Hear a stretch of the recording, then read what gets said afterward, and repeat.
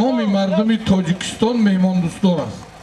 бародаро, دهمین مسابقه گوشتنگیری در چنین میدانهای فراخ با اشتراک بهترین پهلوانان داخل و خارج کشور در ناحیه یاوان گذرانده شد.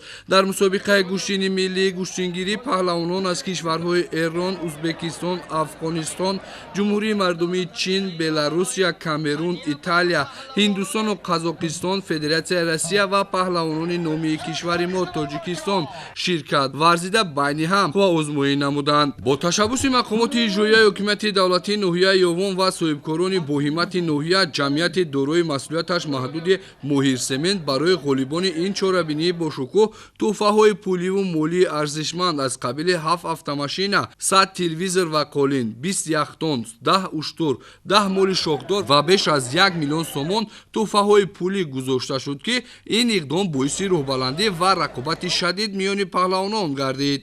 در رسم افتتاح مسابقه گوشتنی ملی گوشتنگیری رئیس ولایت ختلان سخنرانی نموده برگزاری این مسابقه سطح بین المللی را در ولایت ختلان به سابقه عنوان نمود. گفته شد که در زمان صاحب استقلالی دولت کشور با تامین گشتن شرایط مساعد برای ورزشکاران با تشبث پیشوای ملت محترم امام علی رحمان و رئیس مجلس ملی مجلس عالی مملکت محترم رستم امام علی جهانی گشتن ورزش قدیمه مردمی گوشتنگیری از آن دلالت می‌دهد که این ورزش سنتی صرف خاص ملت ما است و میان قشرهای گوناگون جامعه مخلصان و هواداران زیاد دارد. تشکیل و گذراندن چنین مسابقه‌های بین المللی با جلب پهلوانان خارج کشور و پهلوانان نامی مملکت ما بار دیگر امکان می‌دهد که با تجربه جمع شود و پهلوانان کشور ما در این رشته ورزش دستاوردهای خوبتری را در عرصه بین المللی کامیاب گردند.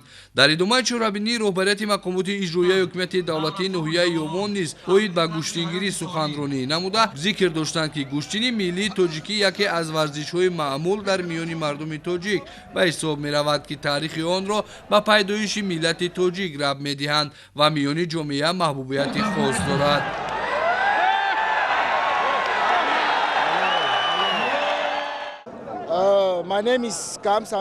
ما 3 نفر از جمهوری کامرون برای اشتراک در مسابقه گوشتنگیری برای به دست آوردن جام رئیس شهر دوشنبه به مملکت شما آمدیم. در دوشنبه میان دیگر پهلوانان رقابت نمودیم و امروز به ناحیه یاوان آمدیم تا که در این مسابقه با شکوه نیز اشتراک ورزیم. واقعا هم این نمود ورزش ملی تاجیکی جهانی است و تشکیل و برگزار نمودن چنین مسابقه در هوای کشاد منظره های زیبای تاجیکستان با اشتراک مخلصان بیشمار جالبیت بیشتر دارد. امروز برای رقابت آمدیم و باوری داریم که از این سبقت صاحب تحفه های ارزشمند می‌گردیم. چون آنانا و احترام به مهمانان در مراسم قدرشناسی غالبان نخست پهلوانان از خارج کشور مورد قدرشناسی قرار گرفتند. همچنین در این مسابقه پهلوان نامور قهرمان بازی‌های المپی حسن خالمیرزایف از جانب مقامات اجرایی حکومت دولتی ولایت ختلان با تحفه ارزشمند اتومبیل قدر کرده شد. بعد از رقابت‌ها بین پهلوانان نورس و جوان پهلوانان نامی و امیدبخش کشور ما با پهلوانان سطح بین المللی در رقابت شدند.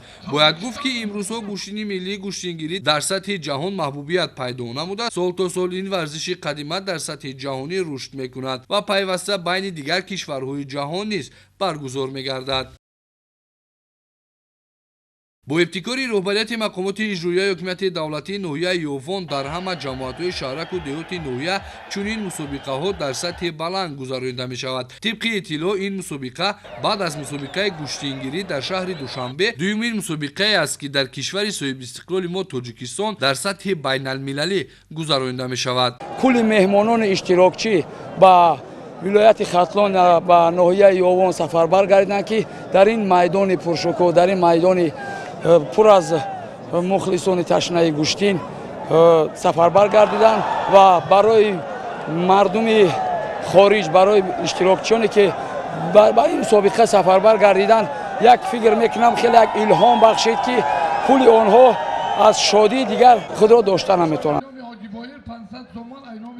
барои ба даст овардани шоҳҷоизаҳои мусобиқаи гӯштингирӣ Дадахон Қурбоналиев, Комроншоҳи Устопириён, Зиёдулло бо тахаллуси Деви Паҳлавон, Ғазалшоҳи Давлатшоҳ, Шакармаҳмад Мираҳмадов бо паҳлавонон аз Федератсияи Россия, Камерун, Узбекистон, Эрон, Беларусия ва Афғонистон дар рақобат шуданд, ки бештари тӯҳфаҳои арзишмандро бо бартарияти нисбатан хуб паҳлавонони кишвари мо соҳиб гаштанд.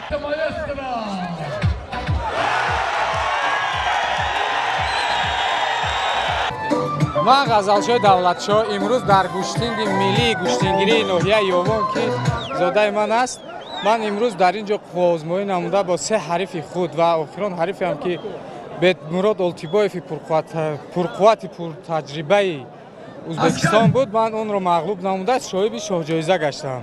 ина гӯштини мо ҷаҳонӣ шид. мо фахр мекунем ки гӯштини мо бозиҳои олимпӣ, бозиҳои осиё мо баромад кунем да парчами худмона баланд бардорем. имрӯз ма қуввозмоӣ кардам ба ҷумҳурии Ӯзбекистон. Шералҷураев оям паҳлавони хуб аст, чемпион ҷаҳон аст чандин карата. ҳай мо дастболо шудем, соҳиби шоҳҷоиза гаштем. гӯштини миллии тоҷикмо гӯштини ҷаҳонӣ гашт ва имрӯз дар ин майдони Ёвон тамоми паҳлавонони ҷаҳон дар ин ҷо қарор доранд. мо бо паҳлавонон аз Федератсияи Русия, аз Ӯзбекистон қуввозмоӣ кардем ва дар ин барои шоҳҷоиза ғолиб гашта соҳиби автомобил гаштем. лозим ба зикр аст ки сабқати имрӯзаи гӯштингирӣ миёни паҳлавонони дохил ва хориҷи кишвар пуршукӯҳтарин дар Тоҷикистон унвон гашт, ки то охирин лаҳзаҳои мусобиқа 50 000 мухлис ҷамъ омада рафти нерӯозмоии паҳлавононро бо кафкӯбиҳои пурмавҷ мухлисӣ карданд. воқеан ҳам гӯштини миллии гӯштингирӣ дар сатҳи ҷаҳон маъруфияти зиёд пайдо намудааст ва сабқати имрӯзаи миёни паҳлавонон далели равшани ин гуфтаҳост.